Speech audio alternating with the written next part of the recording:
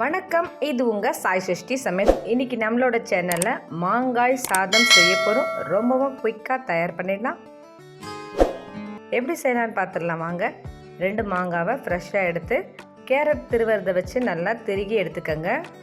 பேனில் 2 ஸ்பூன் அளவுக்கு கடலெண்ணெய் இல்லைன்னா நல்லெண்ணெய் விட்டுக்கோங்க, வாசனையாக இருக்கும். 1 டீஸ்பூன் கடுகு, 1 டீஸ்பூன் உளுந்து, 1 டீஸ்பூன் கடலை பருப்பு சேர்த்துக்கோங்க. 1/2 இன்ச்சு இஞ்சி தோல் சீவிட்டு நம்ம திருகி எடுத்துக்கலாம். 2 பச்சை மிளகாய், 2 காஞ்ச மிளகாய் சேர்த்துருக்கேன். நீங்கள் பச்சை மிளகாய் மட்டும் போதுன்னா காஞ்ச மிளகாவை ஸ்கிப் பண்ணிக்கோங்க. 2 டீஸ்பூன் வறுத்த வேர்க்கடலையை சேர்த்துக்கோங்க. மொறுன்னு சாப்பிடும்போது நல்லாயிருக்கும். இப்போ பெருங்காயத்தூளை 1/2 டீஸ்பூன் அளவுக்கு சேர்த்துக்கலாம். எல்லாத்தையும் ஒரு தடவை எண்ணெயில் பெரட்டி விட்டுக்கோங்க. இஞ்சியை நம்ம மெல்லிசாக இந்த மாதிரி நறுக்கி சேர்த்துக்கலாம். சாப்பிடும்போது நல்லா சூப்பராக இருக்கும். கருவேப்பிலையும் ஒரு கொத்து எல்லாத்தையும் ஒரு தடவை போட்டு நல்லா பெரட்டி விட்டுக்கோங்க.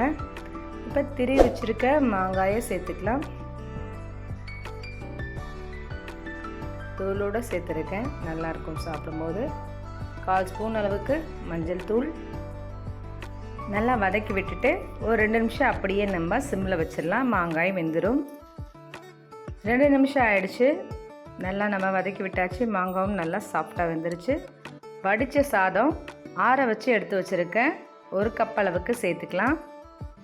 மாங்காய்க்கு தேவையான அளவுக்கு சேர்த்துக்கலாம். ரொம்ப அதிகமாக சேர்த்தாலும் மாங்காய் ருசி தெரியாது. இப்போ இந்த அளவு கரெக்டாக இருக்கும். நல்லா ஒரு தரம் பெரட்டி விட்டுக்கலாம். அதுக்கப்புறம் உப்பு சேர்த்துக்கலாம். இப்போ 1 டீஸ்பூன் அளவுக்கு உப்பு சேர்த்துக்கிறேன். நல்லா நாலாப்புறமும் பெரட்டி விட்டுக்கோங்க. 5 நிமிஷத்தில் செஞ்சு முடிச்சிடலாம். அருமையான ஒரு லஞ்ச் பாக்ஸ் ரெசிபி. நல்லா கலந்தாச்சு. ஸ்டவ் ஆஃப் பண்ணிடலாம். அருமையான மாங்காய் சாதம் ரெடி ஆயிடுச்சு. கூட ஒரு சிப்ஸோ அப்பளமோ வச்சு சாப்பிட்டிங்கன்னா அவ்வளோ டேஸ்டியாக இருக்கும். செஞ்சு பாருங்கள், எப்படி இருக்குன்னு சொல்லுங்கள்.